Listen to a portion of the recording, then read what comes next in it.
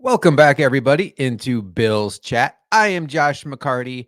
I am solo tonight. My normal co host, Luca, is in Europe. He's traveling. Those of you that caught the Friday night episode saw Stokes fill in. Luca having some technical issues tonight, plus, still catching up on sleep. Decided to fly solo tonight. I do want to say right off the bat, those of you watching on YouTube, first, thank you. I appreciate you. You might notice we have a little bit different background tonight. We don't have a solo background for Bill's Chat. So to make it more visually appealing, I'm using my quick chat solo background. So getting that out of the way, folks, boy, oh boy, do we have a lot to get into tonight. I think this is going to be one of those shows where we dwell on what happened today, but we also really steer it toward big picture. Because what happened in New England to the Buffalo Bills today is the type of game that brings up so many more questions that I don't even know if we were prepared to ask even before this game started. And just for those that don't know, let's go ahead and get the score out of the way here. The Bills lost to the New England Patriots today, 29-25, falling to 4-3 on the season. And they next play on Thursday night against the Tampa Bay Buccaneers back in Buffalo. Quick turnaround for the Bills this week. But falling to 4-3 against a Patriots team that came into this game 1-5. They hadn't won a home game all year long. The last time they were on their home field, they got shut out by the New Orleans Saints. They've had 2 games this year where they haven't even scored a touchdown. They had 3 points against the Saints. 3 points against the Cowboys and 0 points against the Saints. And this team went down the field on our Buffalo Bills defense with 2 minutes to go, needing a field goal to tie, and they took the lead on a touchdown pass to Mike Gesicki to win the game and to open up a large can of worms of questions for our Buffalo Bills. But the first thing I want to talk about tonight is I do wonder if this game was important for us as fans. Because I think even with the Bills being 4-2, and even with that Giants game kind of feeling like a little uneasy, I think up until this game went final today, the majority of fans, and I will certainly include myself in that mix, thought that this Bills team was still a very good football team, still a Super Bowl contending football team. And yeah, have they looked great? No, the last 2 weeks have been bad, but you could kind of say, okay, well, Jacksonville, maybe jet lag, or the Giants game, maybe they just didn't take the Giants very serious. But now the reality of their situation is this is now 3 games in a row where the Bills haven't looked very much like a mediocre average football team. They've gone 1-2 in that stretch. And their one win was a game where they beat a 1-win Giants team at home by 1 yard. 1 yard. And when you look at the larger sample size of the season, the Bills have played 7 games. Those 3 games I just talked about have been quite the lull. When you throw in week 1 against the Jets, that's now 4 of the 7 games the Buffalo Bills have played this year where it's been more mediocre than good. So I think that begs the question, do we have to change our view of this team? Is it still safe to assume that this championship contender is in them somewhere and we're just trying to pull it out? Or did we overrate the talent? Did we overrate the coaching staff? Did we overrate the players? Did we overrate the impact of some very key players getting another year older? All of those questions now come to the surface on a 4-3 football team. I will say right off the bat, 4-3 is not a death sentence. Look around the AFC. The AFC right now, for coming into this year, being the conference that was supposed to be so top heavy, the best team in the AFC right now is the 6-1 Kansas City Chiefs. At the time I'm recording this, the Miami Dolphins are losing to the Philadelphia Eagles. They're 5-1. They could be 6-1. They could be 5-2. We'll have to see how that goes. But after that, the Jaguars are 5-2 and the Ravens are 5-2. The Bills are in that next group. The next group of 4-win teams, along with the Steelers and the Browns. and tomorrow night is an NFC game. So it's not like the Bills are at the bottom of the AFC. They're very much in the mix, and their next game is a game that they're favored to win by 7.5 points on their own home field. So, at least the odds makers in Vegas think that the Bills are going to be a 5-3 football team in 4 days. But I think this idea that the Bills just have this magic button, or Dorsey has this magical sheet in his play call list that he just hasn't turned to yet, is going to save everything. That's very much in question right now. I do really wonder about the weapons outside of Stephon Diggs, and this predates this season. I think this was a conversation last year, and there was a large segment of fans that would shoot it down anytime you'd mention Gabe Davis and say, whoa, whoa, whoa, take a look around the rest of the league. You show me how many other number 2 wide receivers are putting up the same stat line as Gabe Davis. And I will just tell you, the same concern I had about Gabe Davis last year is the concern I have now. It's not consistent with him. He will have games where he goes 6 catches for 100 yards and a couple of touchdowns, and you're thinking, all right, Gabe Davis has arrived. And then he'll stack 3 or 4 games in a row where he doesn't even catch the ball. Today, the Buffalo Bills are having a game where Stephon Diggs is not Superman. Stephon Diggs goes 6 for 58 and a touchdown. His touchdown was quite unbelievable. But we knew going in, the Patriots were tough on number 1 receivers. Up until this point of the season, only A.J. Brown on the Philadelphia Eagles had broken 70 yards against the Patriots. Other number 1 receivers, CeeDee Lamb, Garrett Wilson, Tyreek Hill, Devontae Adams, those guys didn't sniff 70 yards. They were all 50 or less.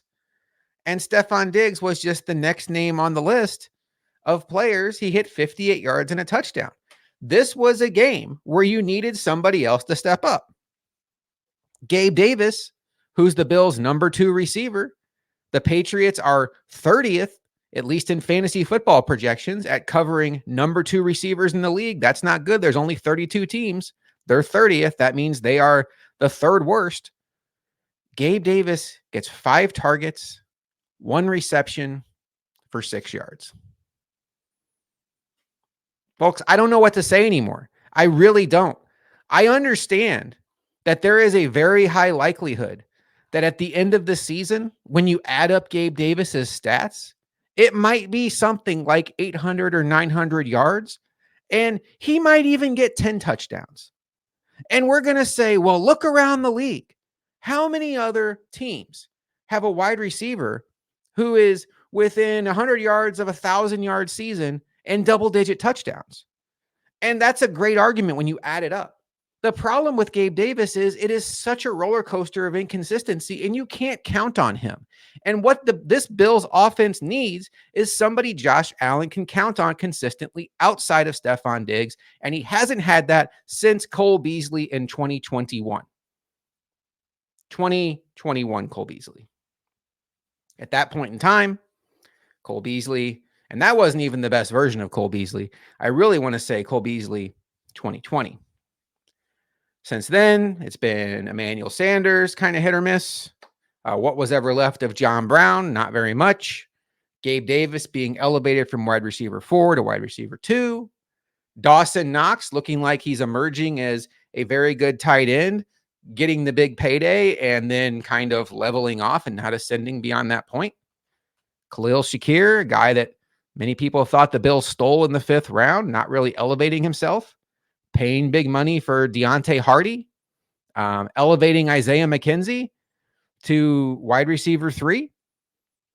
And it's just been nobody. It continues to be Josh Allen and Stephon Diggs. And if Josh Allen to Stephon Diggs isn't working, then watch out.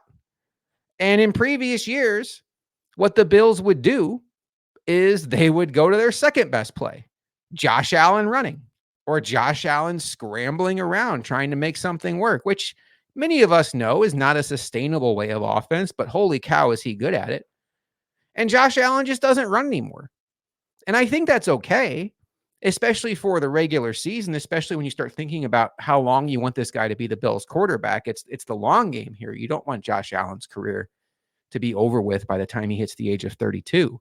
You don't want him to be like Cam Newton, where his body breaks down way faster than most quarterbacks. You want to extend this window you have of having Josh Allen as your quarterback by protecting him. But the Bills, in doing so, have really neutered this offense. James Cook was fine today. 13 for 56, had a couple big snags out of the backfield, one touchdown, one play on a scramble drill where he looked very natural extending the play with Josh Allen, 3 for 46 and a touchdown through the air. I'm happy with James Cook.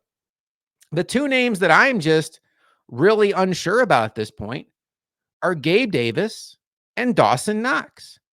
These are the guys that, either based on the role they have had the last 2 years or the contract that they either A, have gotten in Knox's case, or B, seem to be rumored to be getting soon in Davis's case, need to be able to step up and be consistent weapons.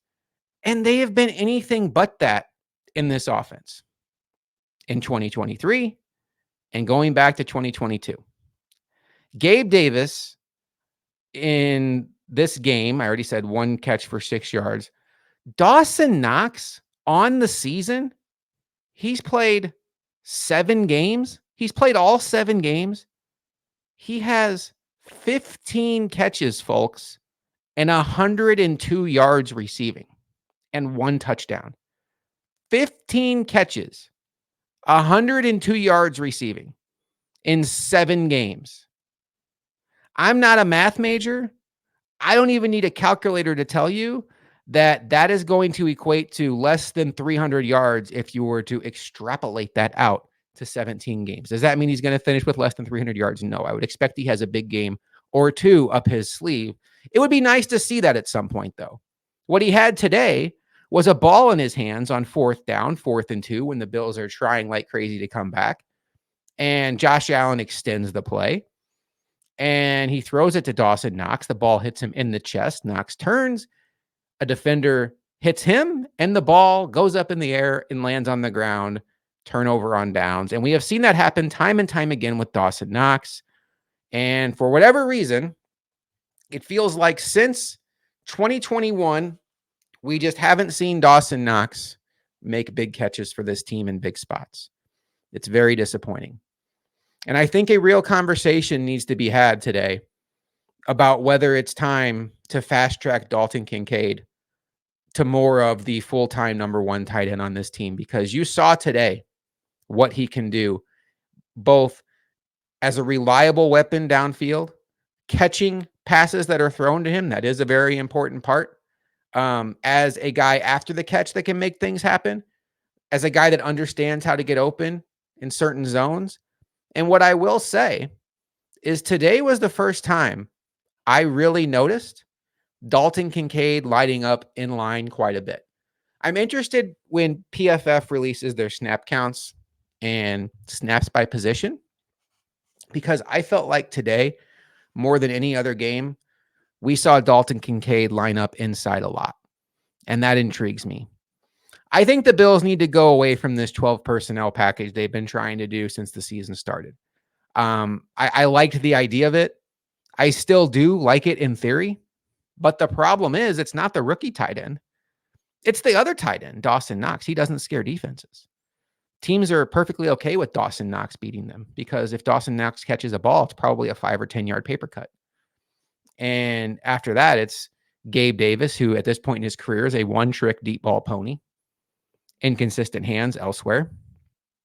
And Stephon Diggs is Mr. Do Everything. And if you want to focus all of your attention to taking him away, and which is exactly what I would do, is that if I was a defensive coordinator facing the Bills, just dare them to beat you with somebody else. Khalil Shakir's snaps have increased. Today, he had 4 catches for 35 yards. I thought Khalil Shakir had a sneaky good game for the Bills. He has really improved as a blocker, and that's fun to see. The Bills have taken notice of that, because he is out snapping both Trent Sherfield and Deontay Hardy, and the Bills are running a lot when Shakir is on the field. Coming into today's game, the Bills were running 63% of the time when Shakir is on the field, which speaks a lot to his ability as a blocker. If he can develop more of a pass game role, that would be an exciting turn of events for him. I do think the Bills' best 11 personnel package right now would be Dalton Kincaid at tight end and Deontay Hardy at slot receiver. I think that gives them the best combination of explosive weapons, um, diverse weapons, the ability to beat you at all levels of the field, and the ability to be multiple with guys who can catch it short and take it a long way, and guys who can take the top off the defense. This offense desperately needs more of that. I want to talk about the defense quickly here.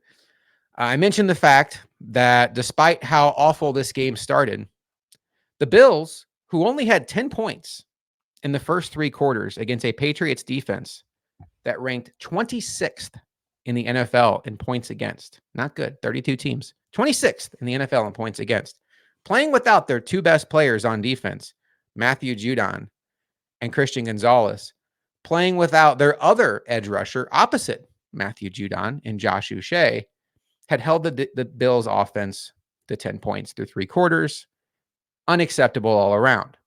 Well, what we saw happen in London against Jacksonville is the same thing that happened today.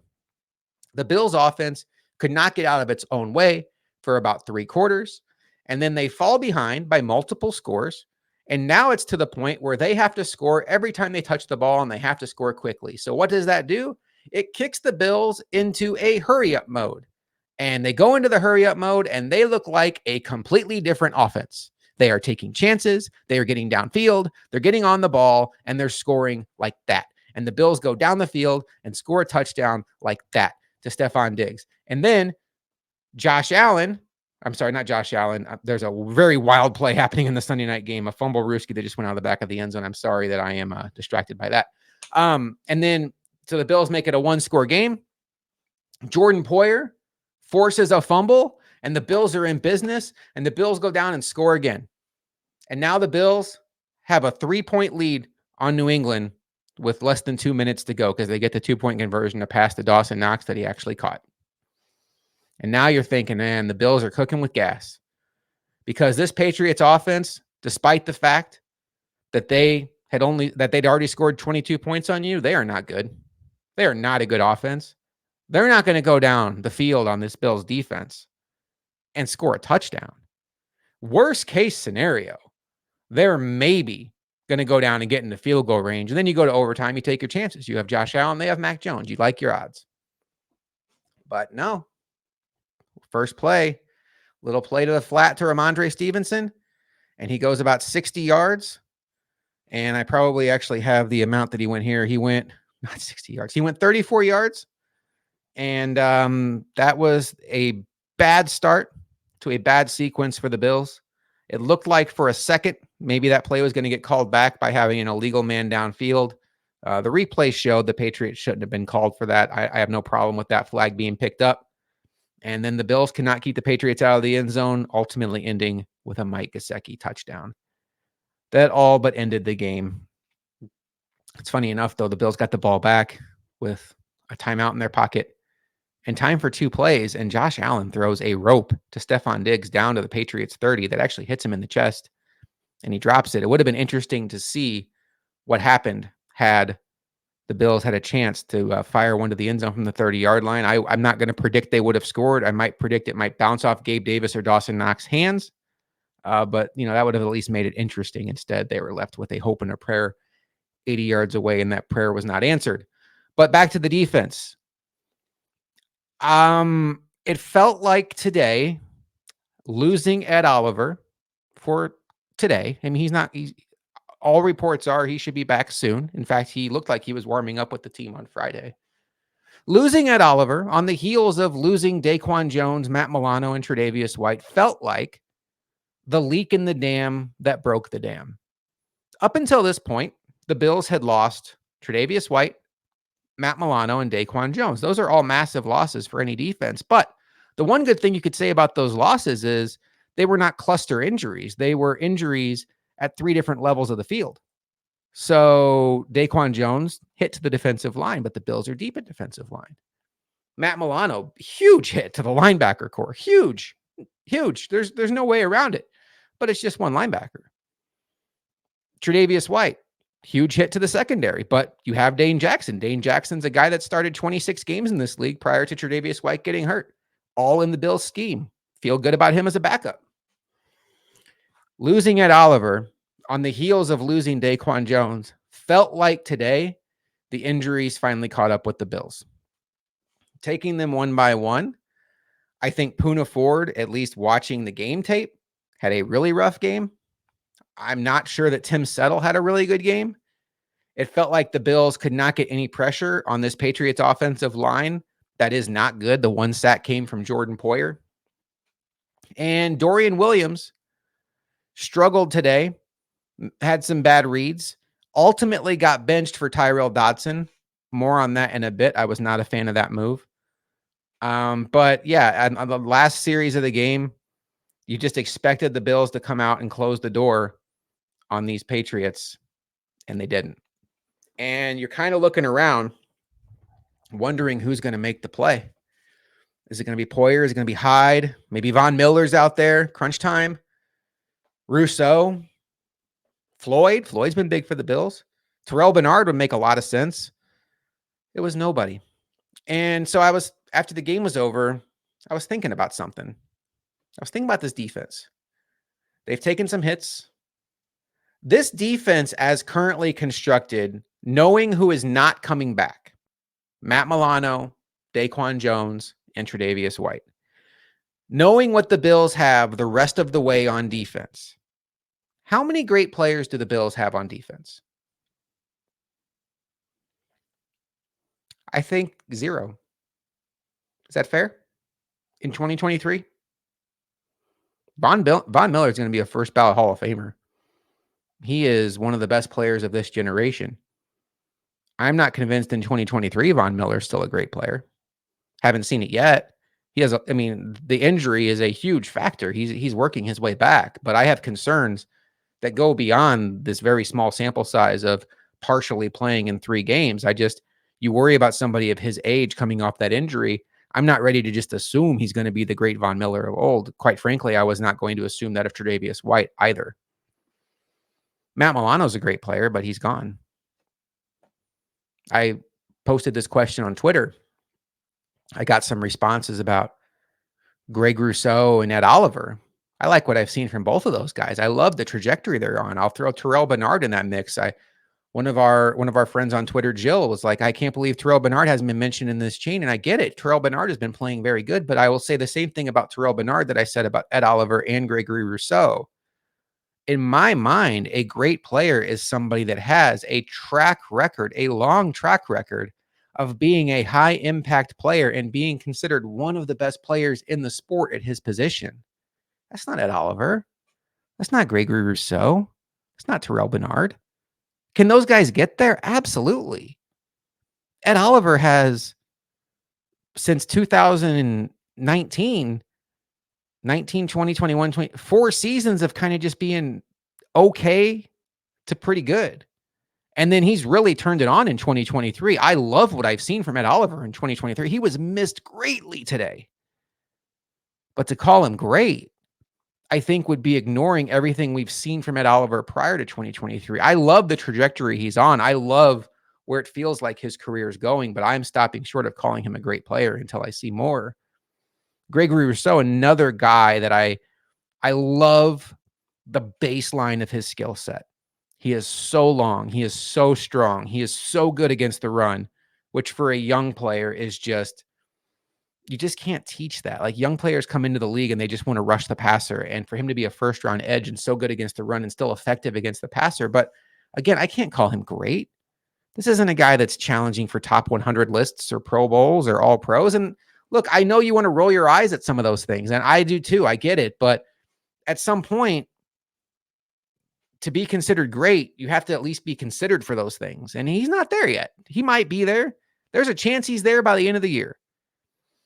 And then maybe he's in that conversation. Terrell Bernard, this is not a shot at Jill.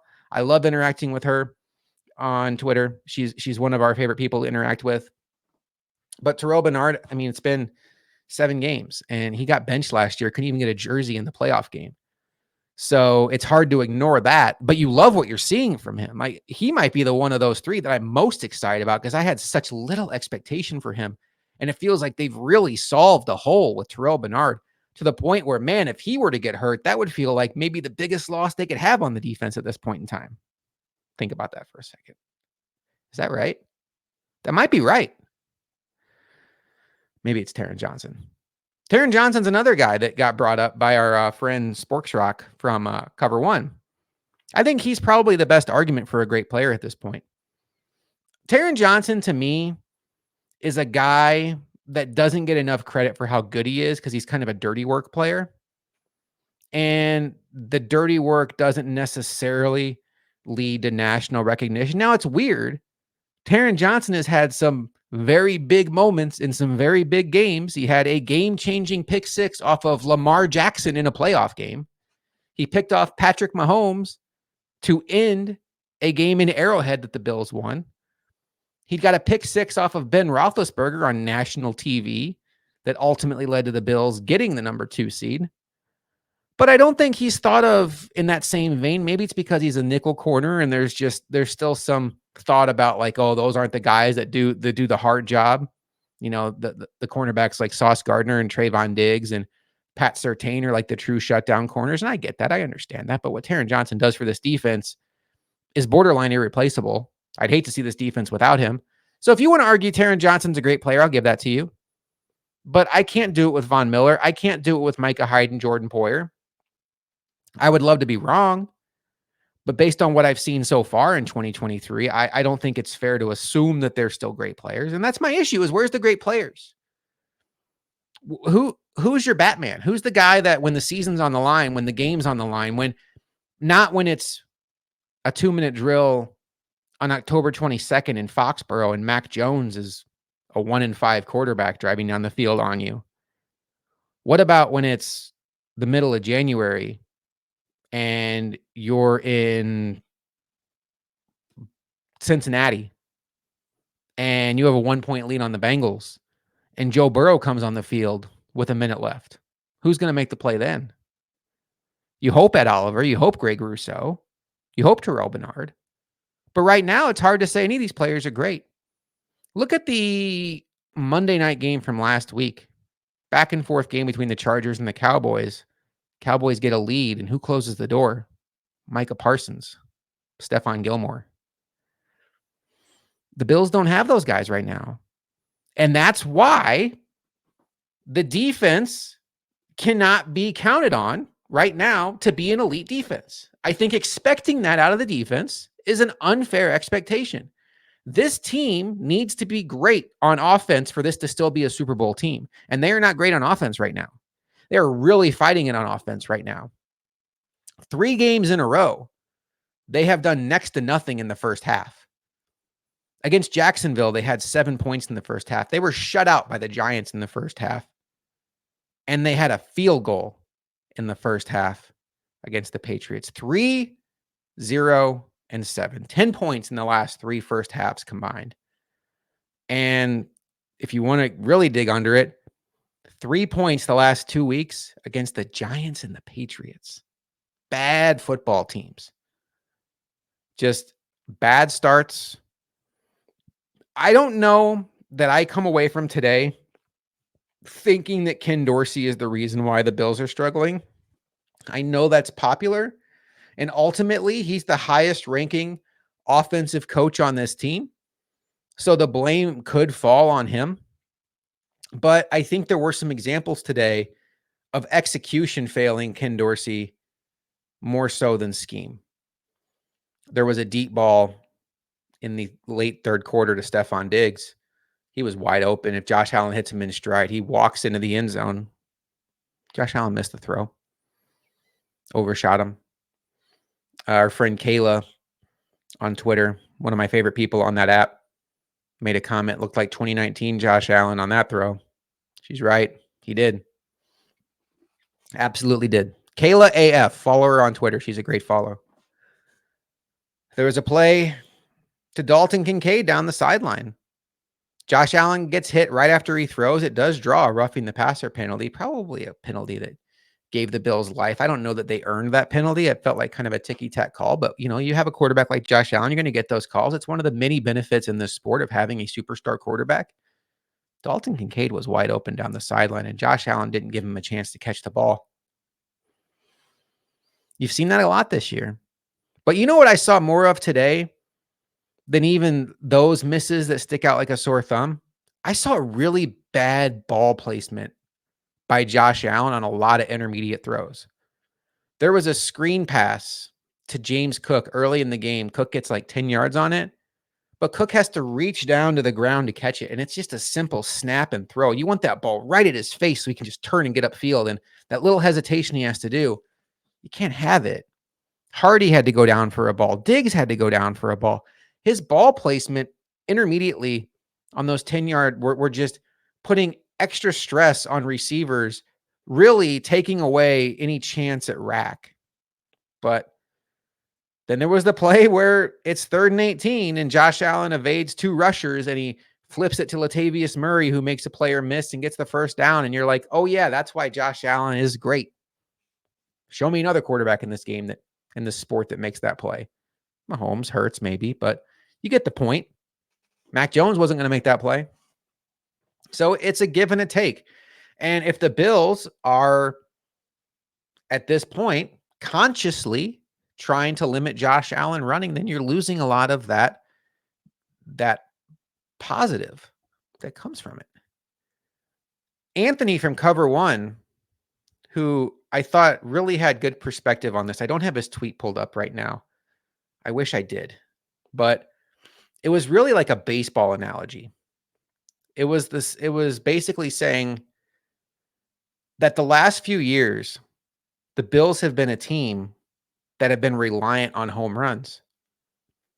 And the change they made this offseason, the philosophical change, was to rely more on getting runners on base and driving them in. The problem is they're not striking out any less, but now those balls that were home runs before are now singles and doubles, and they're getting less runs overall. I think that really holds true on some of these drives you're seeing from the Bills. This is now 2 weeks in a row where you're just watching the game go by and the Bills have had the ball twice and it's like 10 minutes to go in the second quarter. Where is the game gone? This is still a 4-quarter football game, right? 60 minutes. Like how is accelerated clock on like Madden? Third quarter. The Bills get the ball coming out of halftime. They had 2 drives in the second half. 2. All these Bills drives, they're so slow and so plodding. There's no explosion. And even when they score touchdowns, it's just like 6-yard pass to Dalton Kincaid on first down. And then Dalton Kincaid and James Cook go off the field. And then in comes Deontay Hardy and Latavius Murray. Second down. And now, because they had some substitutions, Josh Allen's getting to the line of scrimmage with about 5 seconds to go. And then he's looking around, and then he starts stomping his foot frantically, trying to get the ball snapped. The ball snapped at 1. Handoff to Latavius Murray. 3-yard gain. Oh, Latavius Murray out of the game. Deontay Hardy out of the game. Let's get Kincaid back in the game. Let's bring in Khalil Shakir. Cool. Let's do substitutions after every play. And now it's third down, 3rd and 2, and the Bills are getting to the line with like 8, 7, 6, 5. And then there's Josh Allen stomping his foot, trying to get the ball snapped. There's no rhythm. It's just play, and then we're going to sub out half of our skill positions, bring in other guys, and then we're going to line up slow. We're going to get the play call in slow, and then Josh Allen is flirting with the delay game again. I want to see this offense go fast. I understand that they don't have a bunch of full-time players after Diggs and Davis at wide receiver, but I'd like to see them to commit to some personnel for drives at a time. I don't need them taking out Dalton Kincaid every time he catches the ball because it's Khalil Shakir's turn. Nobody said that. I know that's a throwback to the Chan Gailey, Fred Jackson turn. But it just felt like every single time they would complete a pass on first down, all of a sudden 3 skill position players would run off, 3 skill position players come in, there's late getting out of the huddle, and now it's Josh Allen stomping his foot frantically trying to get the ball snapped. And when this offense was humming at the end of the game, just like in Jacksonville, it's because they had to go fast. They had no choice. I want to see that. I want to see Dalton Kincaid get more snaps than Dawson Knox. I want to see Deontay Hardy out there more than Khalil Shakir or Trent Sherfield. And guess what? If you want to put Khalil Shakir out there, fine. Just commit to somebody. Commit to them for a drive. And then throw a pass to Dalton Kincaid on first down, and then get up to the line of scrimmage and snap it on second down. Make the defense adjust to you. What are we doing? Where did our Buffalo Bills go? They used to dictate games. 2020, 2021, 2022. This team would wear you out on offense. You would blink and they'd have 21 points. The floodgates would open. That Miami game, it looked like those Buffalo Bills were back. But now it's just slow, and everything is just like, okay, well, it's second, and let me check the play sheet. Oh, I want to go with this package. So let's get Kincaid out of the game. Let's get Gilliam out of the game. Let's get Hardy out of the game. Let's go ahead and send in Sherfield and Latavius Murray so we can line up Latavius Murray at wide receiver. Latavius Murray at wide receiver. What are we doing? Just keep the personnel on the field for one drive. Try to get the ball snap with 20 seconds to go, where Josh Allen can hear Ken Dorsey in his ear until he gets to the line of scrimmage, and then he's out there going fast. Josh Allen is a smart quarterback. You know how you take away some of his brains? When he gets to the line with 5 seconds to go, and no matter what he sees, it doesn't matter because he has to snap the ball. God, that was frustrating. It was so frustrating, and it's been a trend for the last 2 weeks. They are such a slow offense. I don't know why they don't force the issue and go faster. They certainly have the personnel to do it. They certainly have the quarterback to do it. And they certainly have the skill position players to do it. I understand they want to get different guys in the slot. Whatever. Find a package of plays that works on one drive for Dalton Kincaid at tight end, Deontay Hardy at slot receiver, and then go. Just go. James Cook, hey, you're in for this entire drive. Maybe it goes 8 or 9 plays and you have to tap your helmet and come out for Latavius Murray, but not on second down. Not because Ken Dorsey flipped to the next page on his script. And he's like, okay, well now Sherfield and Gilliam have to come in. So we're going to slow it down and we're going to get the play call in with 15 seconds to go. And it's going to be chaos again. It drives me nuts. This offense doesn't dictate anything right now. This offense looks like it's regressed so far. And it's so frustrating because they don't have to regress. They have the talent to get it done. I just spent the first part of this podcast talking about how we don't get enough out of Gabe Davis and Dawson Knox. They still have Josh Allen. They still have Stephon Diggs. James Cook looks like a real player. And Dalton Kincaid, when you throw him the ball, looks like a damn good player. And boy, Deontay Hardy is fast. That should be enough. I don't understand why they're overthinking. I don't understand why they're committed to running on second and long. I don't understand why, after 3 years of the Bills looking like they are ahead of the game offensively, they have regressed back. I am cool with them not running Josh Allen as much. I get that from a long-term view. But everything else that's come with that has regressed this offense back to a point where they statistically are not there, but they don't feel like a dangerous offense right now. I know when you start adding up point differential, there's the 48-point game against Miami. They blew out the Raiders. They blew out the Commanders. So you probably can still add it all up and be like, man, these Bills, man, they're one of the best offenses in the league. What have they done the last 3 weeks? What have they done the last 3 weeks? It was garbage time against Jacksonville before they did anything. They had 0 points for the first 3 quarters against the Giants, and they had 10 points for the first 3 quarters against Miami. Something's got to change, and it's got to change fast. I do not think the Bills need to fire Ken Dorsey, but I think Ken Dorsey needs to figure out what's going on with him, the pace of this offense. It is so painfully slow. The Bills need to win games on offense, and you can do that by dictating it. There is a trend in the league right now where overall conservative offense is kind of coming back. You see that with some of the fourth down percentages. You see that with some of the shot plays. Defense is as ahead of the game as it's been in recent years. That is a real trend. But the Bills are not built to lean into that trend right now. They need to attack with their offense, for better or worse. Win with your offense. I understand the game started off with an interception. I sure hope that's not the reason why they just reined it in for the rest of the day. What else do we want to talk about here? I'm trying to cycle through different points of frustration. You know, when I look around the AFC, I still think that the Bills are right in that conversation, or at least have the potential to be in that conversation with the best teams. I really do. But not the way they're playing right now. The good news is it's October 22nd. And I will tell you all, I love the America's Game documentaries on NFL Network. I'm obsessed with them. Anytime a new one comes out, I watch it. I love the story of these championship teams. I love the adversity they went through. And you can go back as recently as last year. The Super Bowl champion Kansas City Chiefs lost a game to the Indianapolis Colts, who ended up with the third pick. You can go back to the Tampa Bay Buccaneers, Tom Brady in 2020. They lost a home game to Taysom Hill and the New Orleans Saints where they didn't score a point.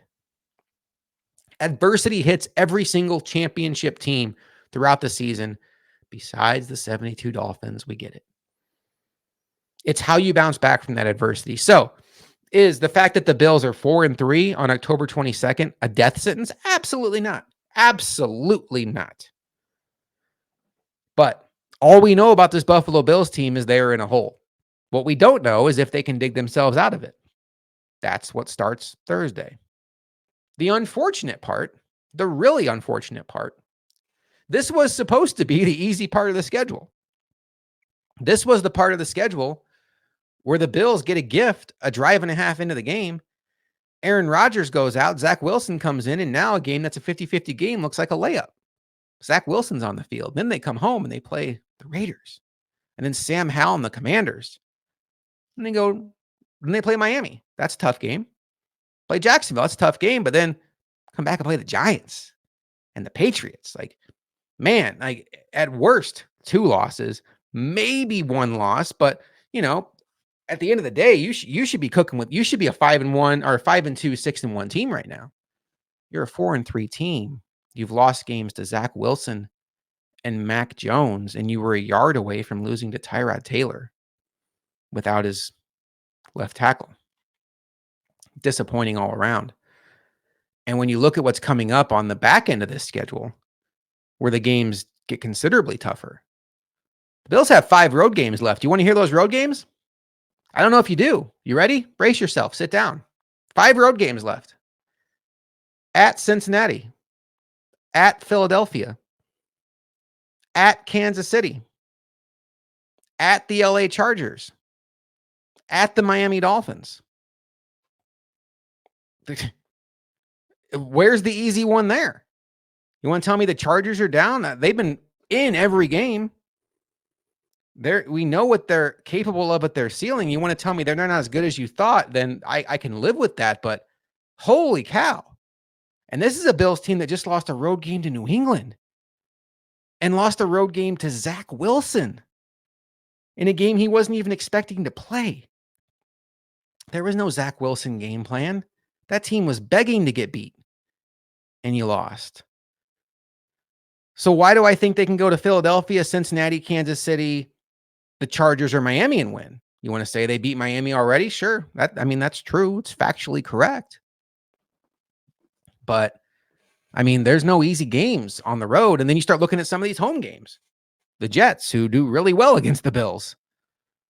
The Cowboys, who, up and down, kind of like the Chargers. But if they're up, watch out. Do we have to include New England now because New England beat the Bills today? I sure don't want to. I still feel like New England's as bad as I predicted them to be coming into this game, but they get the last laugh because they won today. you want one piece of good news, you contributed to costing the Patriots Caleb Williams, which maybe by this time next April we're super happy about. But today was tough, guys. Today was tough. And winning a Super Bowl, ultimately having success in the playoffs, I firmly believe, as Tua just threw a brutal interception that makes me feel better, quite honestly.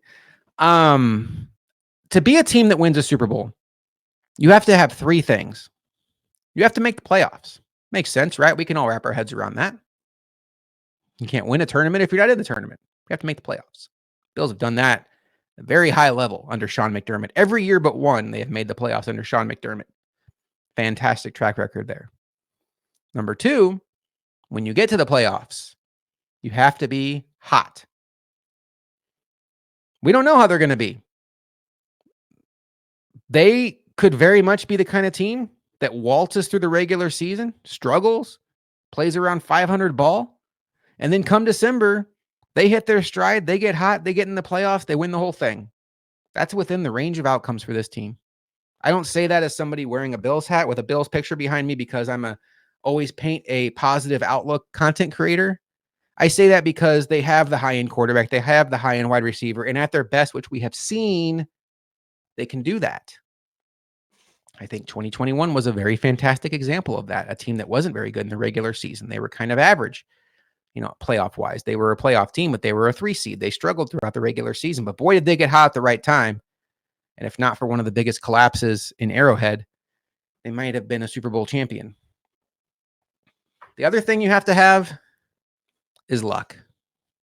Football is very much a game of luck. You see it every week. Last week, the 49ers get their first loss of the season. Why? Because their kicker misses a 43-yard field goal. What are you supposed to do with that?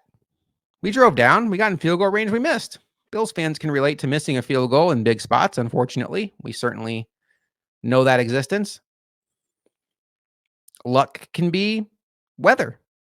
Maybe you're a team that likes to pass and you get handed a snow game. That's not ideal. Luck can be injuries. Injuries are all absolutely luck. There's no skill in injuries. I mean, there's choices you make that are smarter than other choices. Like last year, Brandon Staley for the Chargers playing his starters in a meaningless Week 17 game. They got Mike Williams injured. That wasn't very intelligent, but ultimately injuries are luck. Last year, the Bills were about as unlucky as it got injury-wise. This year, not off to a great start. Not off to a great start. Matt Milano, Tre'Davious White, Daquan Jones gone. But I think there's still enough on this roster if they don't sustain any more big losses and maybe somehow, some way get Daquan Jones or Matt Milano back. We shall see. I wouldn't bank on it. Maybe the Bills will be in good form by the time they get to the playoffs. And you have to also know, as fans, it's so easy to think we're the only team that this stuff happens to because we live in our own little bubble. Other injuries are going to happen to other teams. Teams that we think of are great right now are going to get that injury that just cost them their season. We don't know who it's going to be. You can be the San Francisco 49ers. You can be flying high.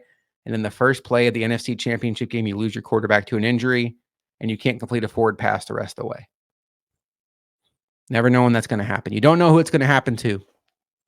You just hope it's not you. But I don't know. I'm not going to panic on October 22nd about a loss. I'm more upset about the trend we've seen over the last 3 weeks. A loss is a loss. 4-3, this team, I named their schedule. They should still have enough to make the playoffs if they're as good as we thought they were. It's the trend. It's the lack of aggressiveness on offense. One last thing I want to talk about before I get to game balls and game checks. Dorian Williams. Dorian Williams was benched in the second half today for Tyrel Dodson. We saw this also happen in Jacksonville, where Dorian Williams was the first man in for Matt Milano, and then he got benched pretty quickly, and then Tyrel Dodson came in and finished out the day. To Tyrel Dodson's credit, played very well in Jacksonville. I don't like it. I don't like it at all. I think Dorian Williams has a unique athletic skill set that you can't coach. He pops on tape. He plays with aggressiveness and speed, and he's just a raw, inexperienced player. And every rep he's on the field is a valuable rep. I want to see the Bills embrace that. Empower him to make mistakes and play through them. Empower him to grow. Do not Cody Ford him. I'm not saying Cody Ford would have been great, but I am saying every time Cody Ford had a bad series, benching him for Ty and Secchi could not have been great on his mental health. Mental health, not the right phrasing, on his psyche as far as a football player. I don't love it. We know what Tyrell Dodson is. We know exactly what Tyrell Dodson is at this point in time, and it's not good enough to be an every down player. Is he better than Dorian Williams right now? Maybe, possibly, but it's not about, excuse me, it's not about right now. It's about January. And Dorian Williams, every time you bench him for Tyrell Dodson, is missing out on valuable reps that have a chance to make him a much better player come January. If Matt Milano is not coming back, and we have every reason to believe he's not this season, the best case scenario for the Bills at linebacker is Terrell Bernard continues to play at a high level, and a much more experienced Dorian Williams is playing next to him, and this defense is still very strong at linebacker. That's within the range of outcomes. You know what hurts that range of outcomes? Is if Dorian Williams gets benched every time he makes a mistake. I don't like it. Tyrell Dodson is not worth bringing on the field to neuter a young kid. Empower him to make mistakes. Empower him to play through those mistakes. Let him know he's your guy. Now, look, if he wants to go out there and get like 4 roughing the passer penalties in a row, I get it. You still got to coach. But this is the stuff that frustrated me about this regime with young players before. It's why even going into year 2, we had no idea what Kaiir Elam was because he just never got on the field, never got the chance to play through mistakes. And now Dorian Williams has a chance. The upside of the Matt Milano injury is your 3rd round pick that you thought was just going to be put in bubble wrap and cover kicks all year now has a chance to develop as a player, and we can see what we have. These are very valuable reps for him and his growth, his trajectory. Maybe you found an answer here. And he had a bad half, and he got to the bench. You know, we saw James Cook get benched a couple times this year already after a couple bad games. And, you know, I mean, he still rotates in, but I don't love it. I don't like it at all. And it never feels consistent either. Like Dawson Knox got to play through mistakes when he was young. Spencer Brown, did he ever get pushed? I know it felt like, oh, David Quessenberry's pushing him in camp. The hell he was. Spencer Brown had a back injury, missed all of camp, and came back and started week 1 against the Rams last year. And Spencer Brown's been fine this year. He's just an example. I don't understand why certain players have certain rules and certain rookies really have to earn it. I don't like it. Empower your rookies. Let them grow. This is the kind of team that should be good enough to win around rookies making mistakes. Look how great the Chiefs defense is this year. And yeah, is that a large part to do with the fact that Chris Jones is a wrecking crew and Nick Bolton is one of the most underappreciated linebackers in the sport and Trent McDuffie is one of the better young cornerbacks in the sport? Absolutely. But it also has to do with the fact that they had a handful of rookies playing very important snaps last year, and they lived with it. They got all kinds of experience, and coming into this season, all those players are better versions of themselves because of it. The Bills, their roster is getting older. You have age problems on this roster. You don't need to be going to A.J. Klein every time you have a linebacker injury anymore. Backfill with youth. You have Balin Spector sitting there, but you have this kid, Dorian Williams, that pops at times, and let's just see if we can channel that. That's what I want to see. It's frustrating. It's so frustrating because I think he has a chance to be really special. But how are his instincts ever going to get better if he's looking over his shoulder thinking he's going to get benched every time he makes a mistake? I love Tremaine Edmonds. I may be the last like Tremaine Edmonds fan in Bills Mafia. But boy, oh boy, if he would have gotten benched every time he made a bad read early in his career, I mean, he would have gotten tired running to the bench every play. And it's Tyrell Dodson. It's not like you're benching him. This isn't like Kyer Elam for Dane Jackson. Okay. Where you have a guy that's like a baseline starter that you know can get the job done at a starting level. And like there's real comfort level in the fact that he's going to do a good job for you. It's Tyrell Dodson, a career special teamer who every time he's been on the field for an extended period of time has shown you why he's a career backup. Keep Dorian Williams in the game. I don't like it at all. All right. Let's get to game balls and game checks. Put a bow on this Bills-Patriots game, this Bills-Patriots debacle. The 4-3 Buffalo Bills then will turn their attention to the Tampa Bay Buccaneers on Thursday Night Football in Buffalo. But for those of you that are new, game balls and game checks is kind of like our MVP, LVP segment. Luca and I both pick a player, game ball, pretty self-explanatory. Who deserves a game ball for their performance today against the New England Patriots? Game check, the direct opposite, the LVP, the player who should hand in his game check for his performance. He didn't even need to show up. But, all right. I'm going to do two of each because Luca's not here, and I want to make sure we get a couple things covered. Game ball. First game ball I'm going to give is to Dalton Kincaid. He had a very strong game. He had 8 receptions on 8 targets, and that feels right. It felt like every time Josh Allen threw him the ball, he caught it. He was open a lot. It felt like he was getting a little bit longer downfield, had a long of 15, but he made tough catches in traffic, good run after catch. I thought this was a big step in the right direction for Dalton Kincaid.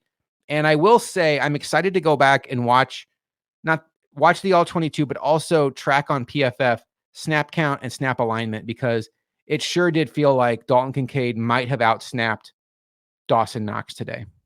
AJ Brown is insane. What a catch I just saw. Number 2, on the defensive side of things, Jordan Poyer. There's been some talk about Jordan Poyer slowing down. I would echo that. I think the first few games of this season, he did not look like the Jordan Poyer of old, but he brought it today. 5 tackles, had the Bills' only sack on Mac Jones. But when the Bills desperately needed a play, I asked, who's going to make a play for you? Jordan Poyer made that play. He did a peanut punch to get the ball out that Terrell Bernard recovered that gave the Bills the ball back with a chance to go ahead late in the game. Jordan Poyer has such a knack for making game-changing plays. What a playmaker he has been for the Bills in his Bills career. And it was fantastic to see today. Unfortunately, did not ultimately result in a win, but Jordan Poyer gets a game ball for his performance today against the New England Patriots. With the good, we got to have some bad and some game check awards to hand out. I'm going to do 3. Break some rules here. Number 1, Dawson Knox. 1 catch for 10 yards on 3 targets and a drop on 4th down. Can't have it. Not good enough. I don't care how much money you make. I'm not here to count your check. But, we've talked about Dawson Knox enough. He's not Travis Kelce. He's not Mark Andrews. He's not George Kittle. We get that. But I think there was at least signs he could be Dallas Goedert. He's not. It's not even remotely close at this point. Dawson Knox is just a pretty athletic tight end that blocks decently well, that ultimately doesn't catch the ball consistently enough to be a reliable top target in an offense. And I think 12 personnel was one reason why the Bills drafted Dalton Kincaid, but I think as this season has gone on, we're seeing other reasons why the Bills felt the need to spend a first-round pick on a tight end. Number 2, Gabriel Davis. Much the same as Dawson Knox. This is a guy that much is expected of, and it's like he didn't even show up to the game today. 5 targets, 1 reception, 6 yards. I'm trying to remember a pass that went his direction. I know there was one that overshot him in the end zone. It's just, he doesn't present himself open enough. He just doesn't. And it's not good enough production out of a wide receiver too. 6 yards in a game where Stephon Diggs is held to 58. This is a spot that you needed Gabriel Davis to step up, and he did the direct opposite. The Bills are going to have a tough choice this offseason to give him an extension. I really have no interest in seeing that get done. I think that's the kind of extension that will feel a lot like the Dawson Knox contract. I think Gabriel Davis can play. I think he can fill a role in an offense, absolutely. I think as a wide receiver 3 or as a wide receiver 4, he's kind of a luxury because he can get deep. He's a good role player. But I think there's going to be, if you give him 12, 13, 14 million APY, there'll be just way too many times where you look at that and say, couldn't I have drafted somebody in the 5th round to do that for me? So that's not somebody I'm interested in seeing the Bills extend. But I still think they want to. We shall see. And third, hate to do this, Tyler Bass. It's 2 games in a row. He hasn't looked like the Tyler Bass that we've been accustomed to. Last week against the Giants, he missed 2 field goals. Luka was at the game and said Tyler Bass was missing kicks in halftime warmups. And then today, Tyler Bass misses a chip shot. Looks like the wind caught it. That's fine, but he missed it. This isn't a guy that's not used to kicking in wind. And, you never know how the game's going to go from that point on, but in a game that the Bills lost by 4, having 3 extra points along the way somewhere probably could have come in handy. And Tyler Bass missed a big kick. And it just, when you miss a kick like that, it's such a momentum killer. Not like a field goal is something anybody's going to be excited about, but the offense is struggling, and to not reward them with any points after a long drive, 5 minutes and 45 seconds, 12 plays, 51 yards to miss a kick. It's such a downer. And they went into halftime down by 2 scores because of it. So Tyler Bass, I don't know what's going on with him. I'm not worried about him per se, but I have one eye on it. And I want to see if he can figure this out, because for all the issues on this team, having a Tyler Bass consistency issue is not something I had on my bingo card. All right, well, what the Bills have on their bingo card is a date with the Tampa Bay Buccaneers on Thursday night. Stokes and I will be here on Wednesday to break down, well, there won't be, so the schedule this week's kind of wonky because of a Thursday night game. So the Bills will actually, quote unquote, practice tomorrow. It'll be a walkthrough. They may not even practice. It might be a simulated practice. And then they'll practice again on Tuesday, another walkthrough, and then they'll release their game injury report. So I'm not sure when like the Sean McDermott main press conference will be. It might be Tuesday. But Stokes and I'll be back on Wednesday to kind of set the table for this game against the Buccaneers. And then Luke and I will be back on Friday, Built in Buffalo Live, to talk about everything that took place in the Bills Tampa Bay Buccaneers game. And then I'm not sure if we're doing Bills chat after that or not, because Luca traveling, and sometimes those Bills chats after a Thursday night game when we did the Bills chat live can be a little redundant and kind of forced. So we'll just have to wait and see. But we will see. And again, thank you. I know this is not fun to talk about when the Bills are struggling. I certainly would rather be here talking about a 5-2 football team that smashed the Patriots today. Instead, we have to talk about how Bill Belichick got his 300th win against the Bills. Feels like he's beaten the Bills 300 times in his career. I don't think that's the case. I think he's beaten some other teams along the way. But the reality is, there's an old saying in sports: you are what your record says you are. The Bills are a 4-3 football team. Whether we like it or not, that's their reality. And all they can do is push forward, and that starts Thursday night with the Tampa Bay Buccaneers. Thank you for listening.